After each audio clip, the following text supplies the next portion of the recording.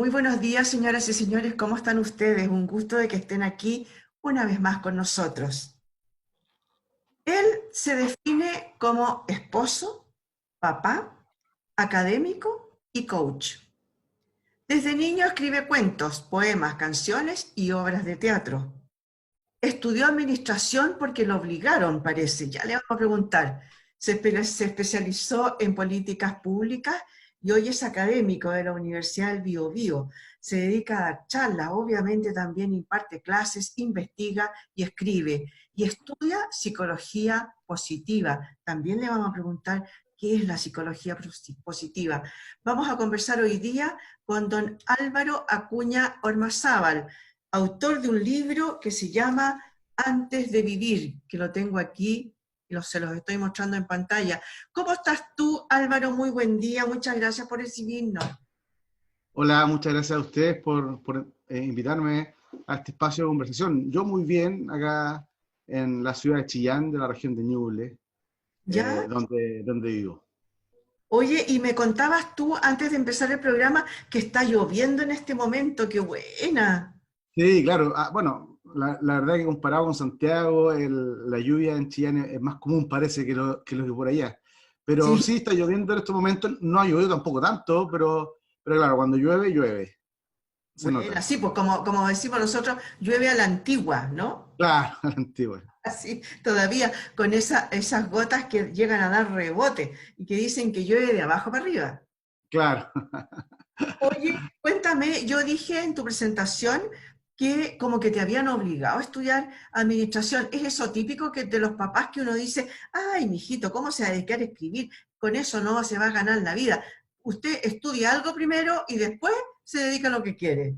Pues, Algo muy parecido a lo que tú dices fue lo que pasó en mi vida. Y mira, la verdad es que de repente te dicen las cosas de forma como tú señalas, verbal, ¿cierto? Y ujú, otras veces te las dicen inculcando de forma de pensar desde pequeño. O sea, inculcándote que tú perteneces a una clase social X y por ende tendrás que estudiar o hacer algo parecido a lo de la clase social porque mucho más allá no vas a hacer. Tu familia no es de artista, así que no vas a dedicarte al arte. Tu familia no es de empresario, así que no se te va a ocurrir a emprender. Entonces nos van sin quererlo, ¿no? Y sin maldad, la ujú. familia o el núcleo con el que vivimos nos va limitando a ser dentro del contexto social en el que vivimos y no a soñar y tratar de ser mucho más que eso. Entonces, claro, en ese contexto finalmente yo estudio administración de empresas para tener algún cargo en un banco, ganar plata, no sé, y poder asegurar mi futuro, como es lo que esperan los papás. Yo ahora que soy papá también uno siente y quiere entregarle todo a los hijos para que puedan tener lo mejor el resto de sus vidas, ¿no?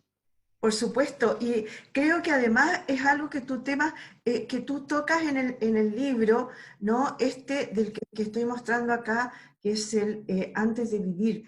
Esta parte de condicionamiento que tú estás hablando, como una especie Mm, de determinismo. Tú naciste pobre y vas a ser pobre toda la vida, claro, o tú claro, naciste dentro de una organización, digamos, de familia X y vas a seguir siendo X, es lo más seguro que suceda, ¿no? claro. ¿Por qué se te ocurrió escribir este libro? Mira, la verdad que ese es mi tercer libro y tuve la idea surge a propósito de la historia de vida de mi suegro, del papá de mi esposa. Claro, él tuvo una vida bien esforzada, bien humilde, sobre todo los primeros 10 años de su vida fueron en el campo, en los años, la década del 60, el 70, ¿cierto?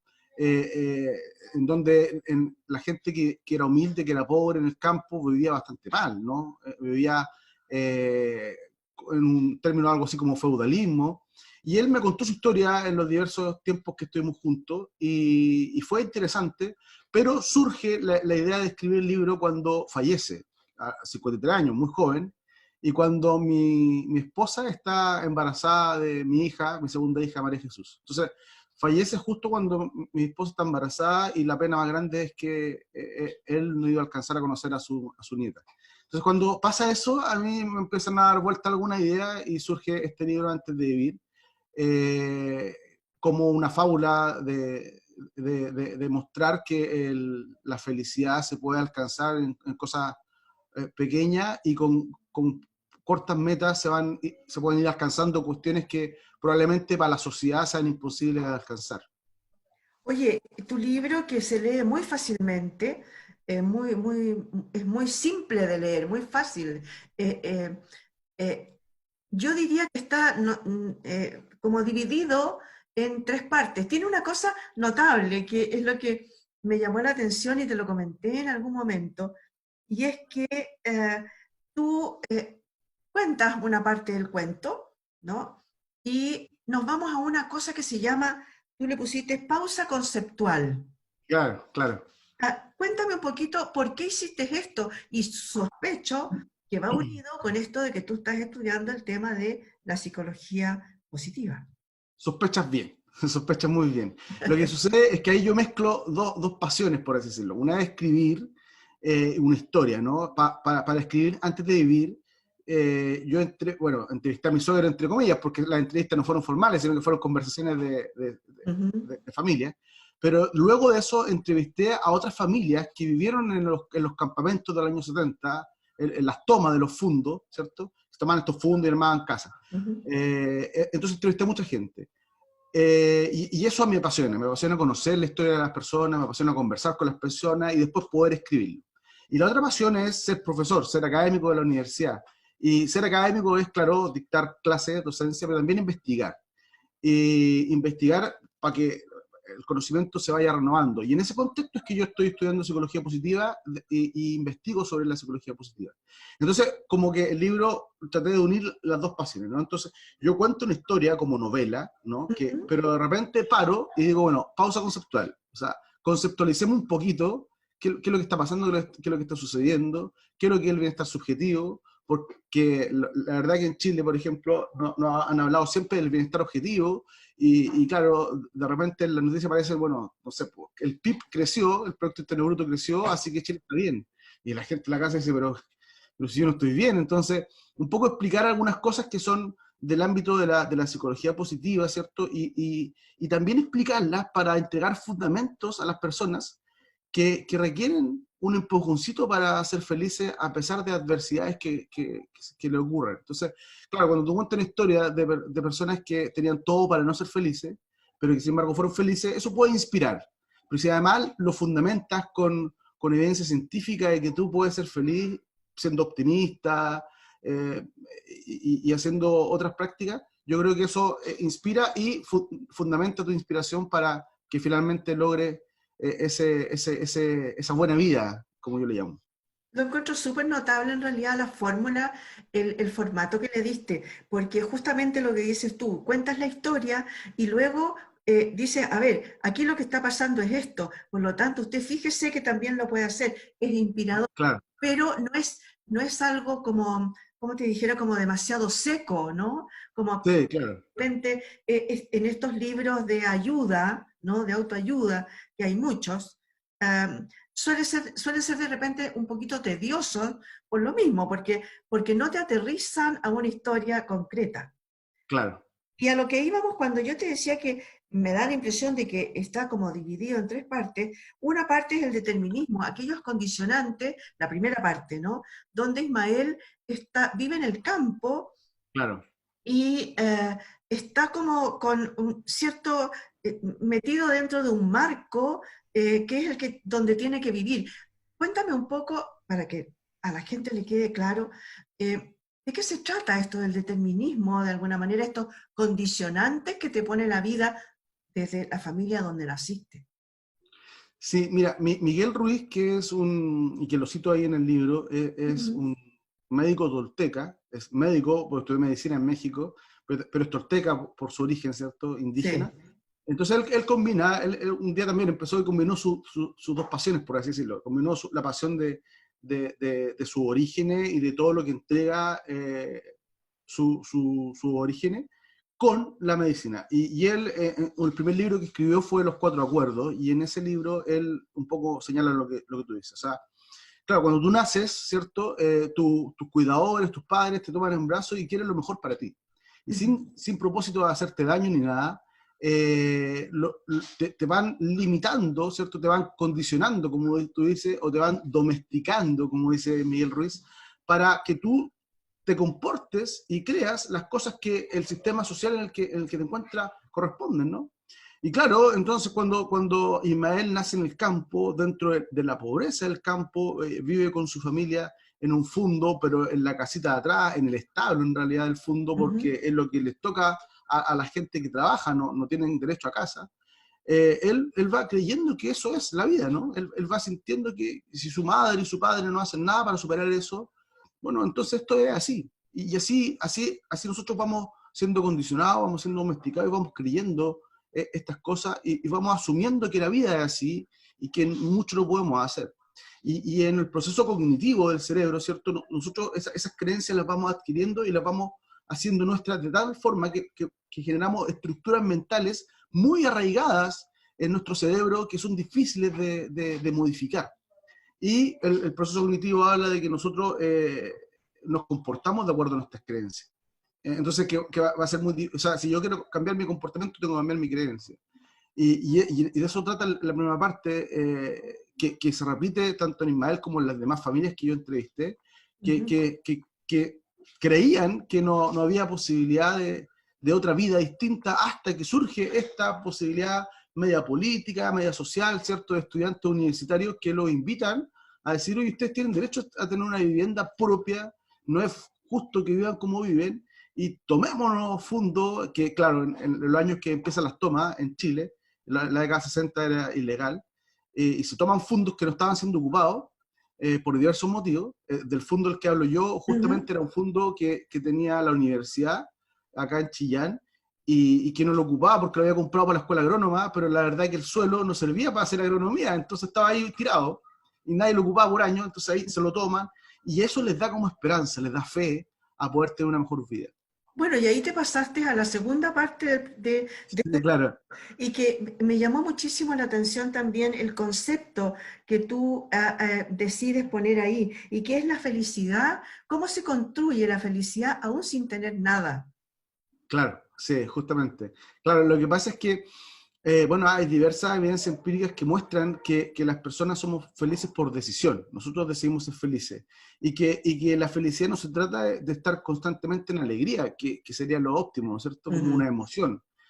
Sino que saber cómo enfrentar los diversos eventos que la vida nos presenta. Nosotros, para bien o para mal, nos suceden cosas, vivimos en un contexto social, tenemos familia, existen las enfermedades, por decirlo así, existe la pobreza, entonces en ese contexto social nos van pasando cosas, encontramos trabajo, nos despiden del trabajo, no sé, pues nos quedamos viendo hasta tarde una serie en la noche en Netflix y después nos da rabia en la mañana cuando suena el despertador temprano porque chuta, me quedé acabo de dormir 3 horas y tendría que haber dormido más. Ah, Nos ujú. pasan cosas, ¿cierto? Y las personas nos emocionamos. La neurociencia dice que nuestro cerebro se demora 3 segundos en activar una emoción cuando nos suceden cosas. Suena la alarma y en 3 segundos yo ya tengo rabia y me recuerdo que tengo rabia porque no dormí lo suficiente porque me quedé viendo una serie en Netflix. Ah. Entonces, eso nos pasa. Ahora, el tema es que nosotros decidimos cómo emocionarnos. O sea, nosotros decidimos si al sonar la alarma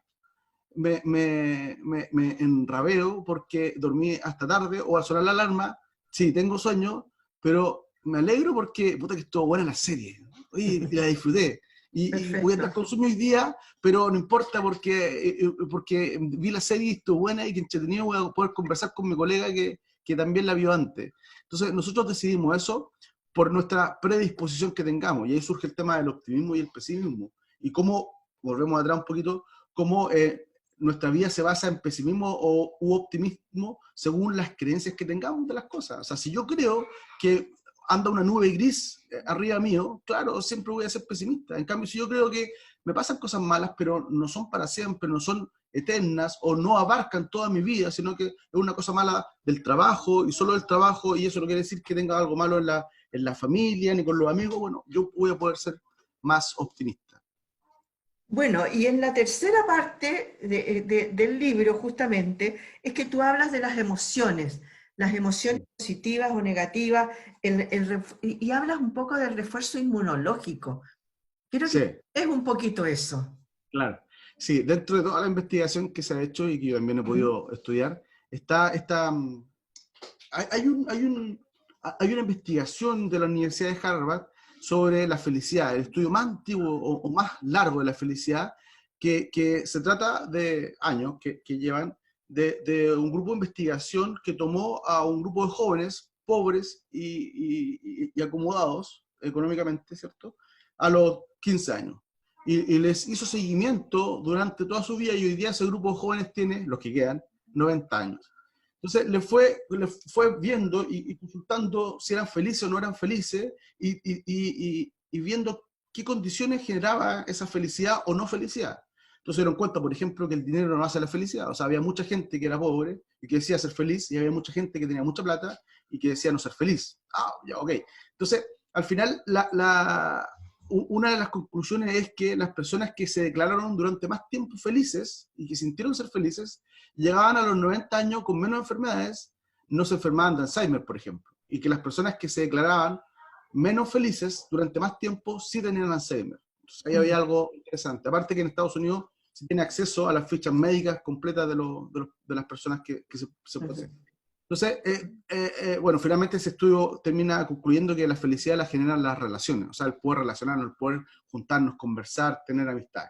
Pero bueno, eso dicen los viejitos al final de sus vidas. Pero el tema está en que surge la psiconeuroinmunología, que justamente habla de que hay una conexión directa entre las emociones positivas y negativas con nuestro sistema inmunológico. Creo que el sistema inmunológico son las defensas que tenemos, ¿no? O sea, cuando entra un virus de resfrío, hay un sistema inmunológico, hay defensas que van y atacan y nos defienden de esa enfermedad. Es por eso que cuando hablaban del coronavirus, ¿cierto? Decían, chuta, cuidado con los pacientes críticos, por ejemplo, de cáncer. Su sistema inmunológico ha disminuido, ha bajado porque se le ha atacado con quimioterapia y las quimioterapias, claro, matan el cáncer, pero también debilitan el sistema inmunológico. Bueno, la psiconeuroinmunología dice que cuando las personas experimentamos emociones positivas, fortalecemos el sistema inmunológico. Pero que cuando experimentamos emociones negativas, debilitamos el sistema inmunológico. No es cierto que las emociones nos enfermen o nos mejoren. No, porque alguna vez salió algunos chantas por ahí diciendo que uno se producía cáncer, y eso es mentira. Lo que sí es que el cuerpo va a estar mejor preparado si yo enfrento con optimismo alguna enfermedad, por ejemplo, y me rodeo de amor. Y bueno, de hecho hay varias investigaciones de que el amor como una emoción suprema, ¿cierto?, genera una fortaleza tal del sistema inmunológico que el enfermo puede lograr mejorarse o defenderse mejor de lo que está sucediendo en su cuerpo. Entonces hay una correlación directa ahí entre el sistema inmunológico, nuestras defensas y las emociones que tenemos en la vida. Sí, oye, eso es súper interesante. Bueno, y también lo tocaste de alguna manera.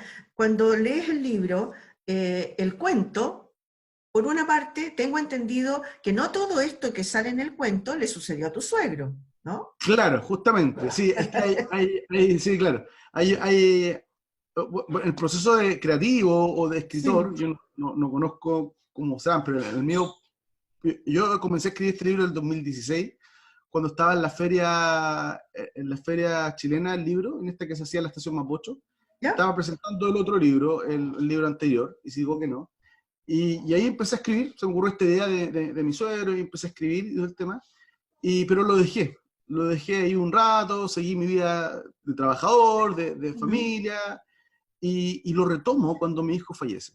Cuando mi hijo mayor, Simón, el 2018 fallece, ahí yo recuerdo que nosotros, bueno, fue un momento de mucho dolor, y lo es todavía, pero nosotros fallece en abril y en mayo decidimos ir a Chiloé, al Muelle de las Almas, con mi señora y con mi hija, Ujú. y vamos a hacer un acto simbólico, ¿cierto? El Muelle de las Almas habla de que tú vas a dejar ahí o que los indígenas de ese tiempo iban a dejar ahí los cuerpos en un bote, ¿cierto? Y dejaban que fueran y que descansaran. Fuimos a hacer algo así simbólico, y en ese viaje comencé a pensar en que tenía que seguir escribiendo el libro, y claro, mi vida de escritor y entera estaba enviciada, por decirlo de alguna forma, de la muerte de mi hijo. Sí, Entonces claro. dio un vuelco, ¿no? Dio un vuelco, y al final la mezcla, la vida es, o el libro es la mezcla un poco de la historia de mi suegro con un poco de la historia de mía también en ese aspecto. Mm.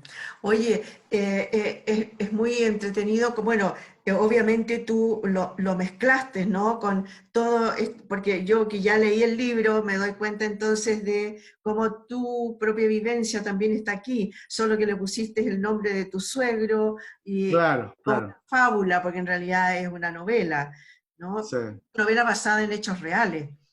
claro, claro. Oye, tú dijiste algo de dos libros anteriores. ¿Los tienes por ahí para mostrármelo? ¿De qué se trata Chuta, no, el libro? no, no los tengo aquí, no los tengo aquí. ¿No? De verdad, increíblemente no los tengo. Y Justo siempre- son del mismo estilo, son más o menos parecidos al formato Claro, a este, sí. El segundo libro que se llama Y si digo que no, es ¿ya? el mismo estilo. Es una novela que no tiene pausas conceptuales, sino que al final, todavía no está tan maduro. Al final del libro hay una pequeña pausa, gran pausa conceptual, pero al Ya, final. ya, Entonces no ya, serían pausas, sino que sería como una explicación de algunas cosas de la vida. ya, Y el primero se llama Por todos los niños con cáncer, de emociones y política, que relata un poco la historia de cuando en el año 2012 Simón estuvo enfermo de cáncer, mi hijo, y nosotros dimos una batalla para que la legislación vigente cambiara y los niños pudieran ser acompañados por sus padres cuando están enfermos. ya, Antes que en 2018 se promulga, o sea, nosotros partimos en 2012 con esta batalla y en 2018 ya. la expresidenta Bachelet promulga esta ley, la ley Sana, y Ujú, finalmente después de hartos años lo logramos con la ayuda de muchas personas, pero entonces en el contexto de esta batalla que estábamos dando comunicacional, que íbamos a ver a los políticos y tratamos de explicarles lo importante para un niño que un día estaba jugando a la pelota en la esquina de su casa y que el otro día estaba lleno y conectado de máquinas, claro, lo importante que era que los papás lo acompañaran. Y claro, había un tema económico porque eran trabajadores y todo un tema, pero logramos explicarlo de buena forma. Hablamos de que si el niño estaba acompañado probablemente iba a experimentar emociones positivas más que negativas, y ahí hablamos de todos los fundamentos que existen a nivel mundial. Claro, escribí este libro que se llama Por todos los niños con cáncer como testimonio para entregárselo a los políticos, a los tomadores de ya, decisiones, para que realmente ayudaran. ya. Claro, esos fueron los dos primeros libros que escribí y que están dando vuelta todavía por las librerías de todo el país. Buena, buena. Oye, este libro, ¿tú sabes dónde yo lo puedo, o sea, yo ya lo tengo, pero ¿dónde lo puede conseguir las personas que quieren comprarlo? Porque en realidad se los re que te recomiendo. Es muy bueno, es muy Muchas bueno. gracias. Aparte, como les digo, es muy fácil de leer, muy rápido. Sí, mira, el libro es de Trayecto ¿Mm? Comunicaciones, la editorial, y en su página, trayecto.cl, ahí lo encuentran y lo pueden comprar, y entiendo que dentro de Santiago lo van a dejar en menos de 48 horas. Ahora bien, sí, Trayecto lo repartió, lo distribuyó por todas las librerías antárticas, entonces también está en la página web de Ya, Antártica, y si usted tiene una librería antártica cerca, puede ir a adquirirlo. Y también en las ferias chilenas del libro, que también están, y también en las librerías que leo. Ahí están en todas partes de norte a sur de Chile. Están me han escrito algunas personas a propósito del libro de Iquique, que lo leyeron, que les gustó, y otras ujú, personas de Chiloé también, que está allá en alguna librería, y también que lo escribieron que les gustó. Y también está la posibilidad de comprarlo en Evox, para los que les gusta leer en tablet. perfecto. A mí no me gusta, pero hay Ya, gente que le gusta leer en tablet, y claro, es sí, más barato y lo pueden comprar ahí en trayecto.cl. perfecto. Oye, ¿y hay alguno que venga ya en camino o ya estamos en investigación para otro? Sí, estamos escribiendo uno con un amigo que es Fel Rodríguez, que fue quien presentó el libro antes de vivir en la presentación. Él es psicólogo, pero más que psicólogo es músico, artista, ilustrador. Entonces, cuando él presentó el libro, tuvimos como una sintonía interesante, y a propósito de la pandemia y de las lindas cosas que pueden ocurrir a propósito de la pandemia, ¿cierto? Mirando el lado positivo, se Ujú. nos ocurrió una historia y empezamos a escribir, estamos en proceso de escribir. Tenemos ganas de que en el mes de noviembre salga este libro con el auspicio de Trayecto, que ya hemos conversado, y que salga este nuevo libro que todavía no tiene nombre, pero que sí tiene ya muchas páginas escritas. Qué bueno. Oye, muchas felicitaciones. Me encantó el libro en realidad y muy, muy rico además conversar contigo sobre el tema. Muchas gracias por habernos recibido. Muy buen día, que estés muy bien. Muchas gracias a ustedes, que tengan mucho éxito, que estén muy bien y con mucho optimismo. Muchas gracias, don Álvaro Acuña Ormazábal. Con él conversamos hoy día, el autor de este libro, Antes de Vivir. Así que ya sabe, mientras hemos conversado, han ido apareciendo abajo en el GC, ¿no es cierto? El cómo pueden encontrar el libro, cómo se pueden comunicar con el autor. Muchas gracias, señoras y señores, por haber estado ahí. Esto fue En Tiempos de Coronavirus.